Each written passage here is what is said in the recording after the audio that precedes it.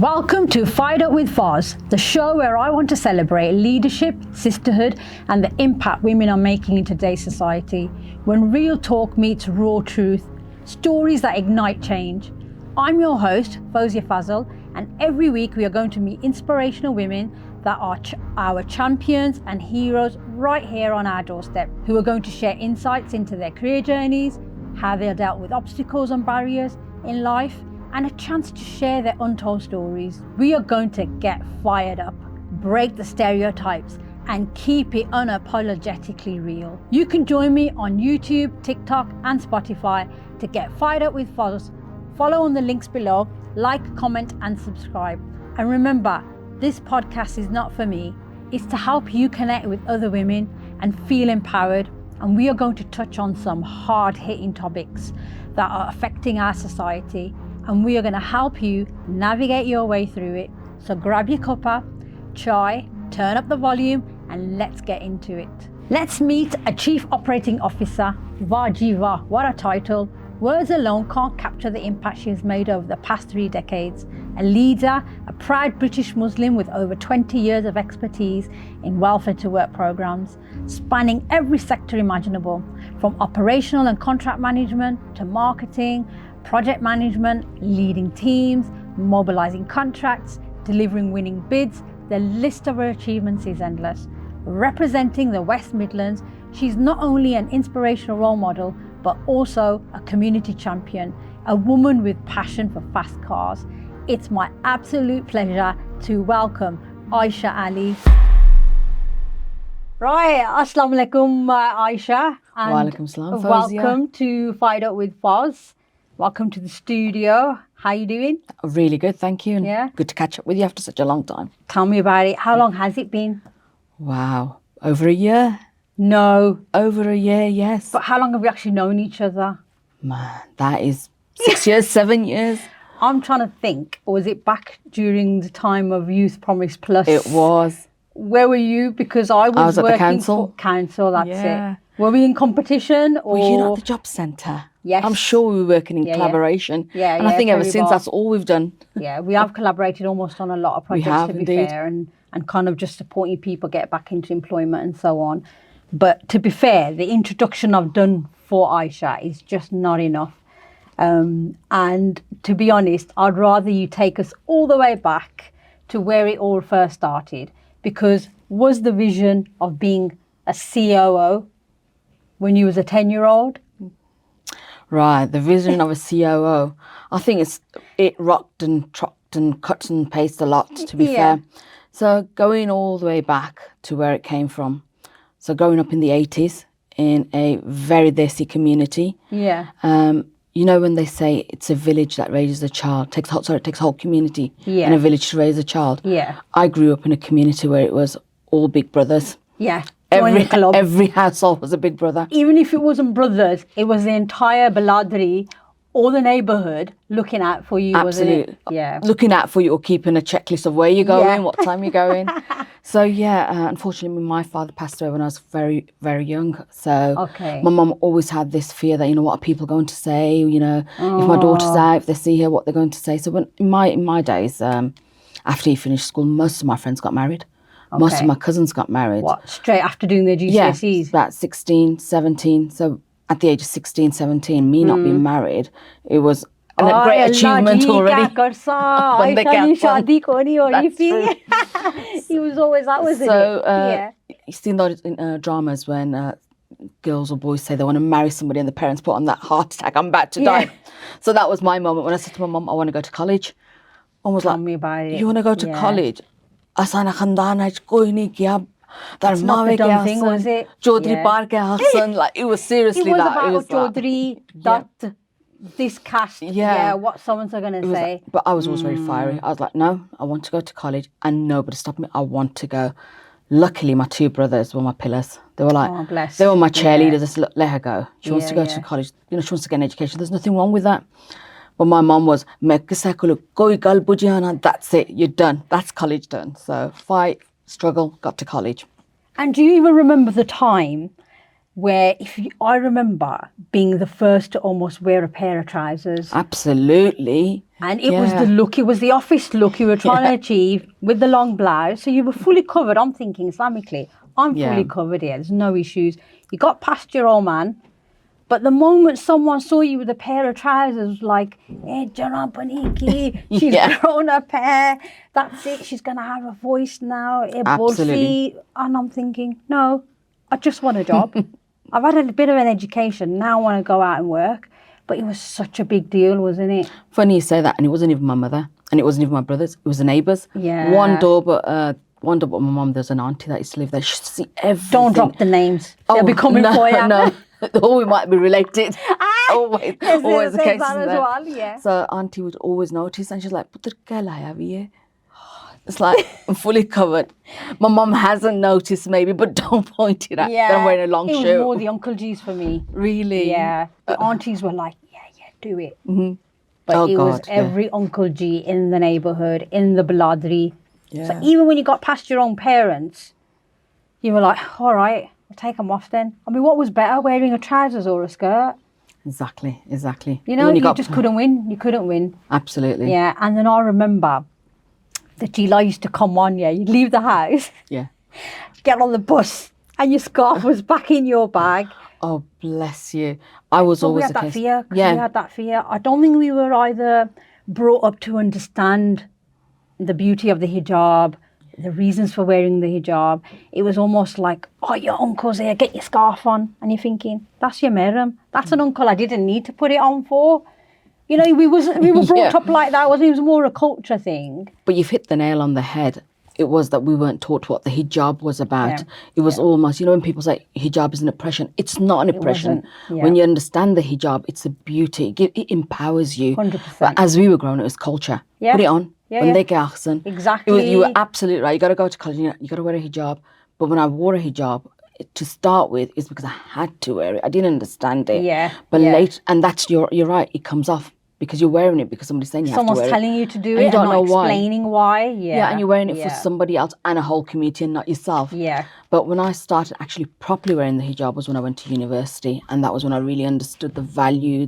The religious reasons and, the covering, the modesty and why hijab is so important in Islam. And it never came off.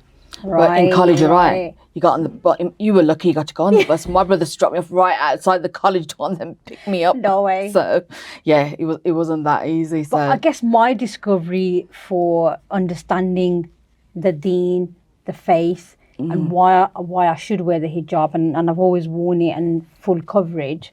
Sometimes some people cut corners, but everybody's on their journey. Absolutely. It's okay. Yeah. And it was when my son came back from masjid, and he must have been about 6 years old, and he went, "Mom, you're fasting, and I see you reading Salah, but you don't wear your hijab." That's all it took. Bless. That's all it took. And I thought, I've got to be a role model for my kids. And then I think my Islamic journey just started then. I kept the trousers on as well. Because being British, it was a case of having to fit in. It wasn't easy, was it? True. And you said, like you said, it was a cultural barrier. Then it evolves into your religious understanding, and then it becomes day-to-day part of your life. I remember when I went to college and university, only one of our friends, ever since I've known her, she's always worn a hijab, and she's till this day very modestly covered. Yeah. And I used to remember sometimes she used to see me with my hijab on and I've got a dress on, and she used to say, "Well, I can see your ankles." So I started wearing, boots and socks, and she'd say, "Aisha, I can see a bit of your leg," and I said, "Well, my ankles are covered and my head's covered." Come on, what else do you want? What more do you want? But you evolve over time as you journey. We're all on that spiritual journey, aren't we? Absolutely. So, alhamdulillah.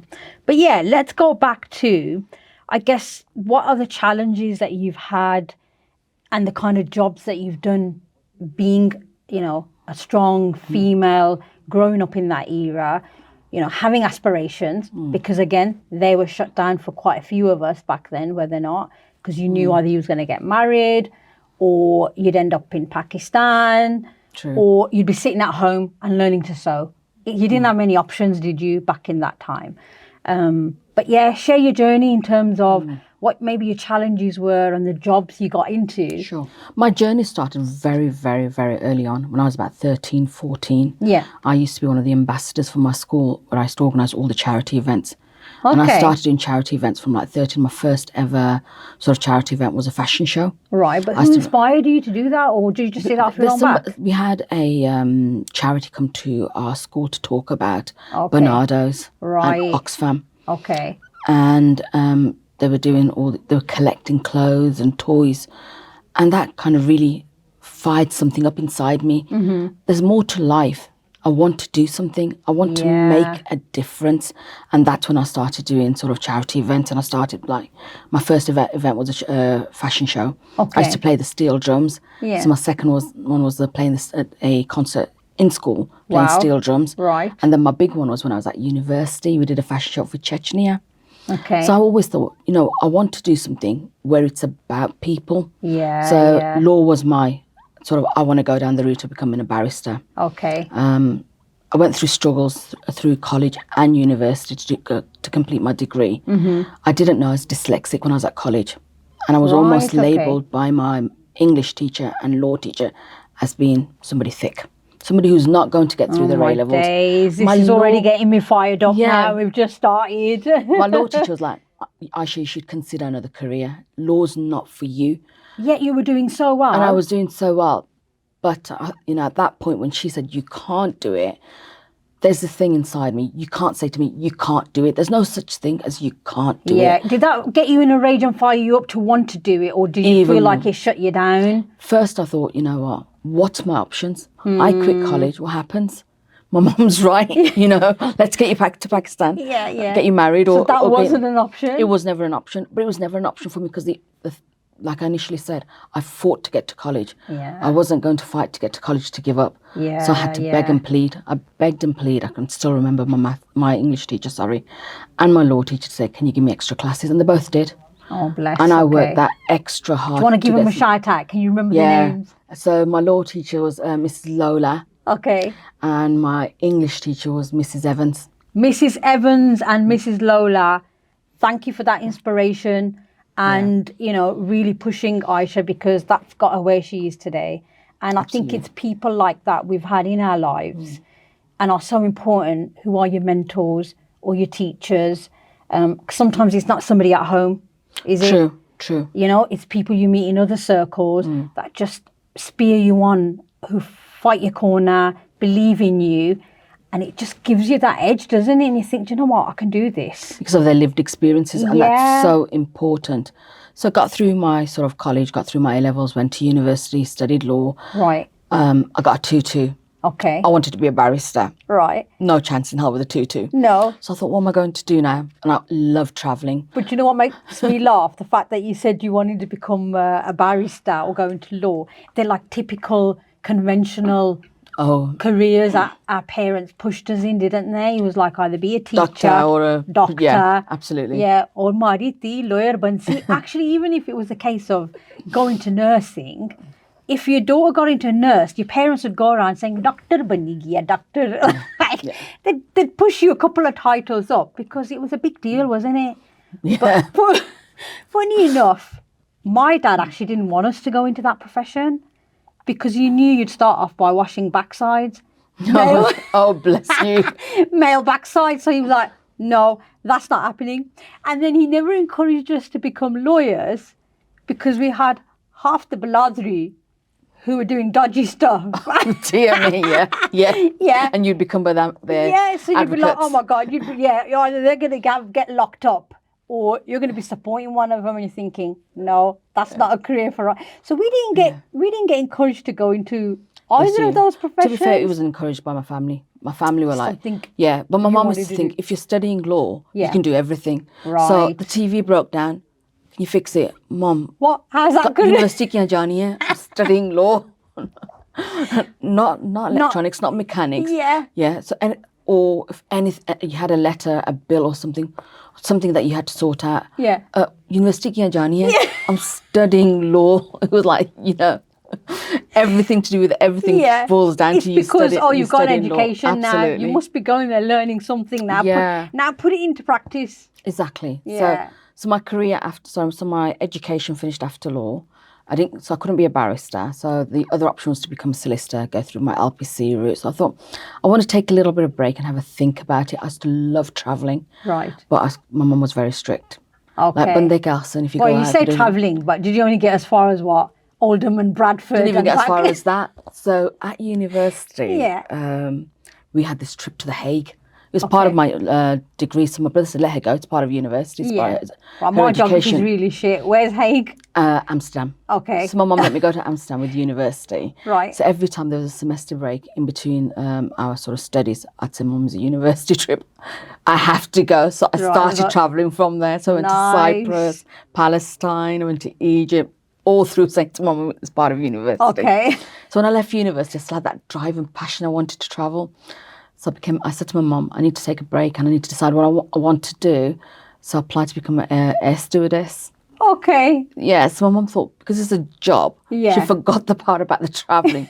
She agreed to it. No way. So so I went on to become an air stewardess. But I wonder if then things had moved on in society as well, where it was almost acceptable to go for those little type bit of careers. More, yeah. And I think because my journey from college to university to me getting this job, my mum always said, don't bring any shame to the family. Right. Do what you want. You know, I'm going to give you that freedom. Yeah. But as long as you respect bestie, and I didn't. And you know, what did bestie mean? But what did that mean? Know. What did the shame mean? Bring a guy home. Yeah, or run off with somebody. As I would say, that if you went to college, you're going to run off with somebody. Yeah. There's more chance of me getting caught driving a car illegally than running off with somebody. My passion was cars and holidays. Some men were not in the picture, so there was no worries there. So my mum said, yeah, go on.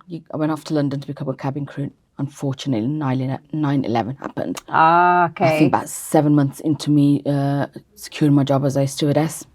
So I come back to Birmingham from London. Yeah. Now I didn't know what to do. So I was doing various different jobs. And one of my friends said, look, I've got a job at a place that I'm leaving. It's a charity organisation working in their finance department. Right. She goes, why don't you do it? Finance isn't my strength. I was going to say, there's no connection there from what you said. So it's about people, so it's a charity and it's working with young people. Love to do it. So I went into the finance department. I was rubbish, absolutely rubbish. Right, with numbers. With numbers. Still am, to be fair. Yeah. So they were opening this new department called the Family Mediation Department. Okay. And I said, can I be a part of that? And sounds like just the kind of job title for you. Yeah, exactly what person. I wanted. And they thought, she's rubbish at doing numbers. Let's just get rid of a sticker in that department. And they did. And that's where I first got my taste for employment skills and supporting young people, mediating I think you families. always had that in you. I think so too. Yeah, and I think it also goes back to just sometimes trying different jobs. Yeah. To know which one sits right with me. True. Which gives me that level of satisfaction. And I don't know for you, has it always been about the money or the people?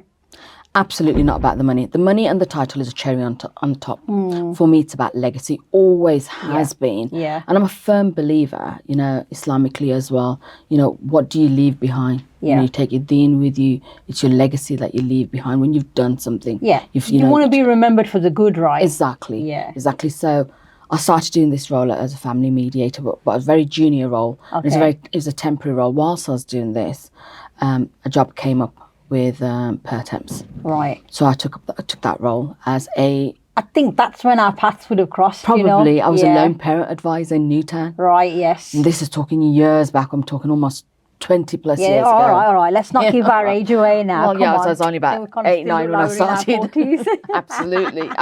Huh? So I started there. But I've always had a passion in me. And I don't know whether it's part of my dyslexia or who I am. I have to keep doing things. I need to grow. I can't stand still. Right. So I started this role. That wasn't enough for me. I had to do something bigger. I wanted to do something better. And I'm a very creative-minded person. So I've got this role and I'm thinking, I'm seeing my managers do things and not sounding arrogant at all. It was just the passion. I'm saying, I've got ideas how we can do this bigger, how we can make it better. So after like the first year, I started applying for managerial roles. Right. Knockback after knockback after knockback. It came to a point when I thought, you know, what is it? I do my job and I do it exceptionally well. Yeah. is it because of my dyslexia and I don't do very well in interviews, which I might not be very good at, but I'm going in there and I'm talking about the jobs that I'm doing and I'm great at doing these jobs. And you've got the experience as well, right? Absolutely. So what was it then? So my third time I went for an interview, me and this gentleman used to sit next to each other. Yeah. We both went for the same role. I got interviewed first, he got interviewed, and then they came in to give us our interview feedback, and I was unsuccessful. So I asked what it was. They said, look, you interviewed well, but somebody scored higher than you. I think this is another thing that people don't do, is ask for the feedback after an interview, because how do you know where you've gone wrong, what you can improve on, and then for that to aid you going forward. So they gave I'm glad you asked. I did. Asked, give me my feedback. Where can I improve? So they said, gave me my feedback. They gave me my score. My score, I still remember, was 36. Out of what? I think it was out of 40.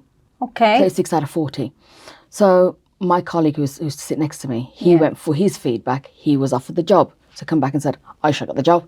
I was really happy for him. What, and in he deserved it. Yeah, no, but you know what? So I just said, how did you do? How did you score? No, you know he did, you just be thinking, you got To be fair, I did really like it, but I was disappointed because I wanted the job.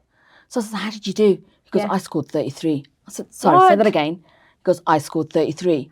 Can you imagine the rage inside me? I can. I scored 36. You scored 33. You got the job. I didn't.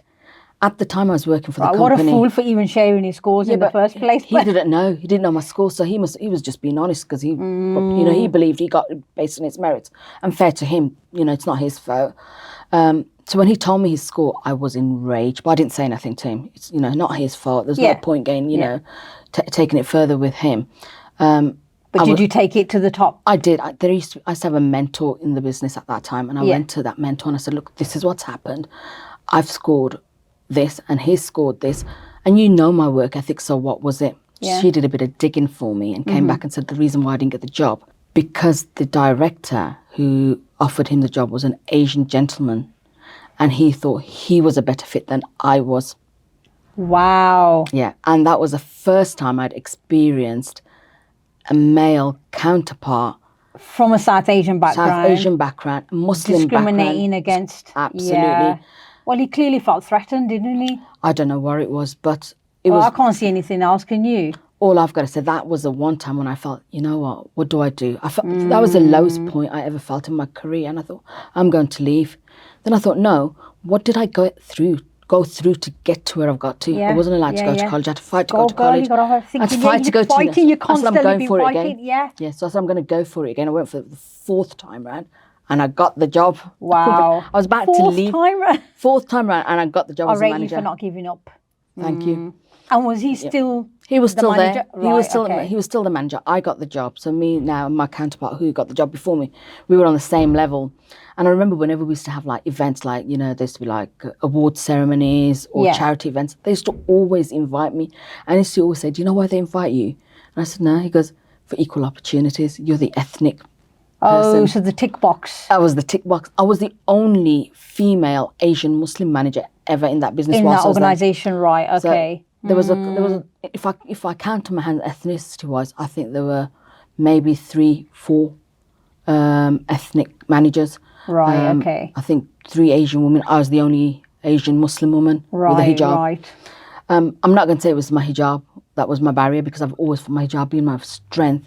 But I do feel that, my ethnicity held you back did hold me back on that one occasion.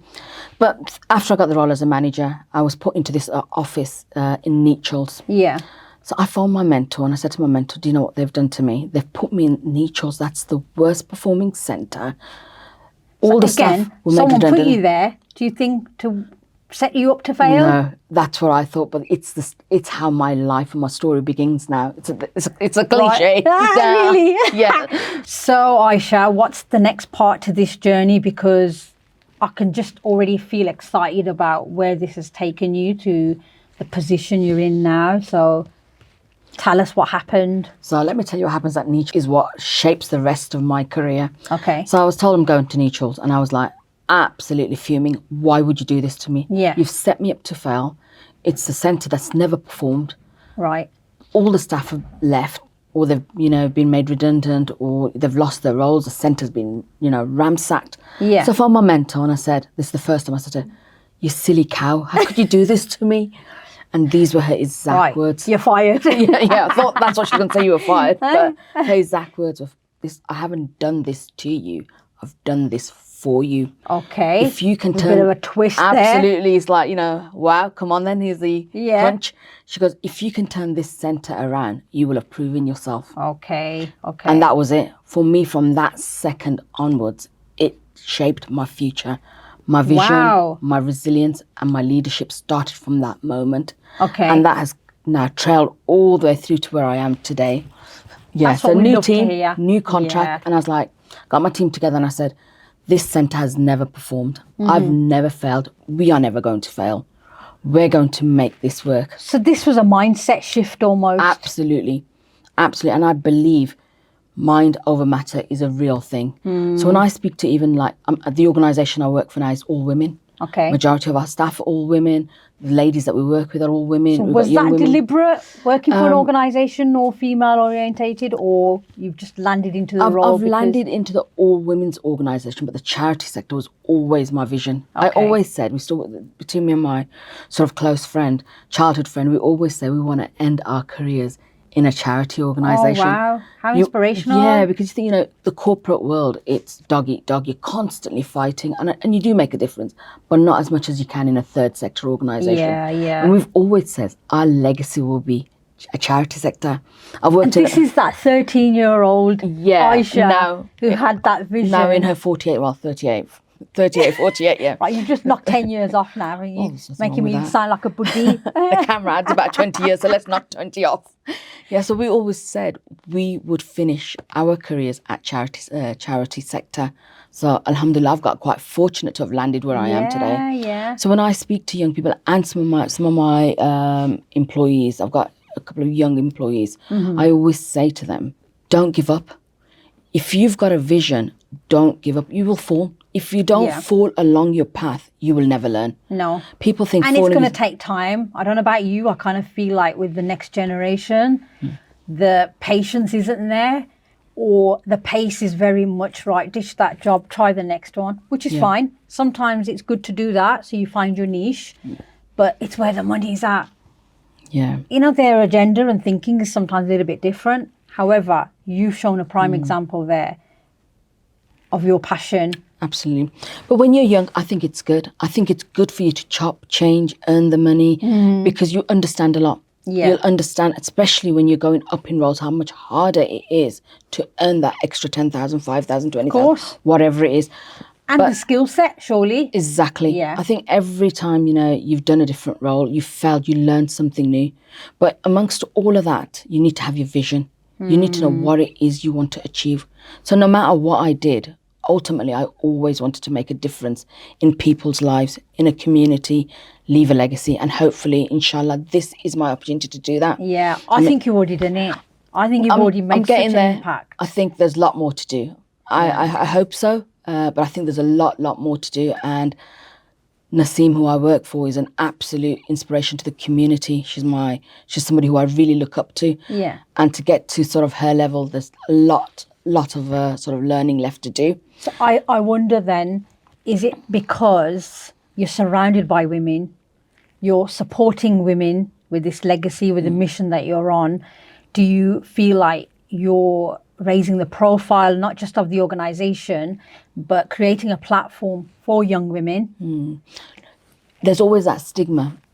Women aren't going to do well. Asian women, especially what we do. South Asian women, of course. Absolutely. Yeah. We do sports. So well-being. Sports? Yeah. Okay. So majority of what we do is health and well-being improvement through sports. Right. And when Naseem first the idea to the table and put Saheli together, men were like, women, sports, never going to happen. Well, it didn't really, because I'm just thinking even growing up, my brothers could learn how to ride a bike. They got into football. They love their cricket, but I was all equally just as good at sports. But, as soon as you hit kind of puberty or went into secondary, it was like, no, that's it. You're not wearing the shorts. You're not going out to do the after-school clubs. Like, sports was just shut down. And I was so good at sports. I was always a captain. Yeah, for all the teams. I played rounders, netball.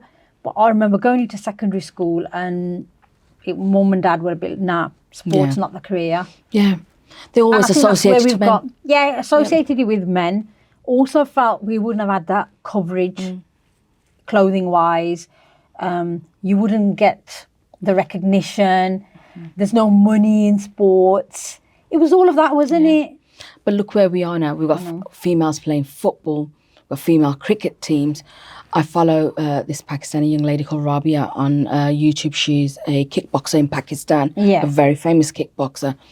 20 years ago, that was unheard of. So when I see the women that I now work with and the women that we serve in the community, very intelligent. Change is happening. Very intelligent young ladies, and change is happening. We work with a lot of mature women. So these women who we work with and support, they are changing the next generation because now they're empowering their daughters, their granddaughters. I was talking earlier, we do sports, cycling. We've got women who are like 60, 70. I think one of our eldest was in her late 70s learning to ride. We wouldn't have heard of that 10 years ago, 20 years ago. We wouldn't have, but if you think about it, it was within the South Asian community as well, where statistics were so high when it came to diabetes, cholesterol, heart disease, everything relating to probably their diets as well. But as a community, we didn't encourage each other to get walking, doing exercise, taking up sports. Absolutely. It wasn't the dumb thing, was it? I don't remember my mum doing that. We'd be lucky if we could say to her, like, it was only when she hit a certain time in her life where I guess it was okay for all the ladies her age to do it. And they put the trainers on, they had the jubé on. And they went for those walks. And they went for the walks. But and they put the world right. Yeah, but it took ages. Yeah. And by then, I was already like in my 30s and I'm like, okay, now you're telling me to start riding a bike or encourage it. I'm not saying it was too late.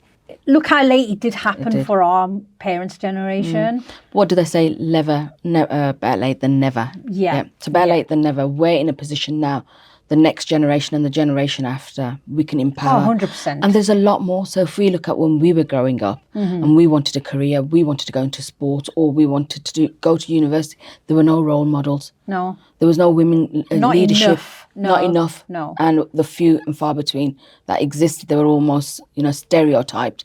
But now for our younger generation, our younger women, there are so many inspirations out there, so many inspirational people. So many going so into much business, entrepreneurship, sports like you've mentioned. We've got influencers. Absolutely. Yeah, there's people now who are sitting on leadership teams.